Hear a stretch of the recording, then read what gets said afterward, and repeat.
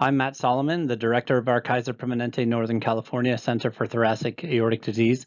And on behalf of my co-authors, I'm pleased to present our abstract looking at the natural history of TAA in our large integrated healthcare system. Our study population was drawn from our extremely large patient population in Northern California, where in the mid-2000s we developed a safety net system for patients with thoracic aneurysms to ensure they got appropriate interval surveillance imaging. From this safety net system, we manually abstracted data on their imaging studies, including the imaging study date, the maximum aortic size, and the type of imaging modality when available. And this included CT, echo, and MRI studies. We then linked those data to our EMR data, which included demographics, clinical characteristics of the patients, as well as the outcomes of all-cause mortality, aortic surgery, and aortic dissection. Eligibility criteria are noted below.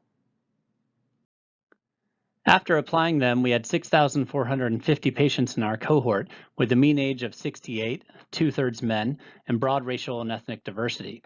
We had a typical comorbidity burden for this type of patient population.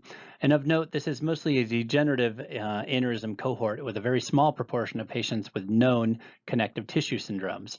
There were a large proportion of patients with bicuspid aortic valves at 11.7%. The mean aneurysm size at the time of diagnosis was 4.4 centimeters, and you can see the distribution here below. What is notable is that there is a fairly sizable right tail of large aneurysms.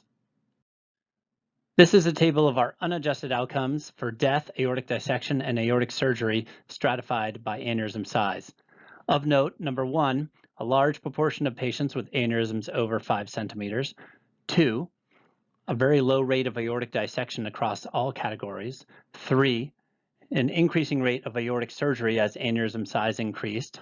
And then 4, an inflection point over 6 centimeters, both for aortic dissection or the combination of the rate of aortic dissection or death.